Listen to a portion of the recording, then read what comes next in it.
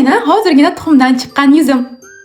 Hozirgina ko'chadagi Buxoroning qumli havosidan uyga keldim va sizlarga hozir yuzimni qanaqangi uxotla qilishimni ko'rsatmoqchiman va hech kimda yo'q narsa aynan menda borligi bilan sizlarga maqtanmoqchiman. Nima deb o'ylaysizlar, bu narsa nima bo'lishi mumkin? Videoni kuzatib boring, nimaligini bilib olasiz. Bu meni hozirgina tuxumdan chiqqan yuzim. Demayman, hozirgina dushdan chiqqan top-toza qilib yuvilgan va hech qanaqangi kremlar, maskalar yoki kreativniy makiyajlar qilinmagan toza yuzim. Xo'p, endi boya sizlarga aytib o'tgan masalaga qaytsam, ya'ni hech kimda yo'q narsa menda bor. U ham bo'lsa tarkibida kollageni bor sovun. Xo'sh, bu nima uchun hech kimda yo'q?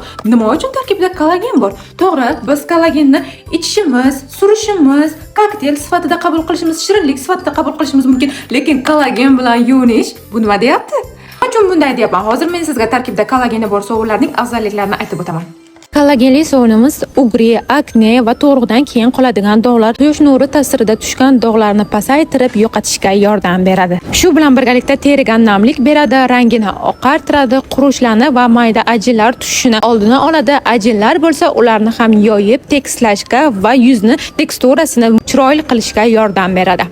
Keyingisi men sizlarni hayratga solishda davom etaman. Menga o'xshab shokoladni ko'p yemanglar va tishlaringizni doimiy ravishda tarkibi tabiiy mahsulotlardan qilingan mana shunaqangi tabiiy tish pastalar bilan yuvib yuringlar, chunki bu og'zizdagi sassiq hidni oldini oladi, milklarning qonashini to'xtatadi, tishingizdagi sariqlik va to'planib qolgan tosh zarrachalarni yo'qotishga yordam beradi. Yosh bolalar ham ishlatsa bo'ladi, chunki tarkibida hech qanaqangi ximikat yo'q.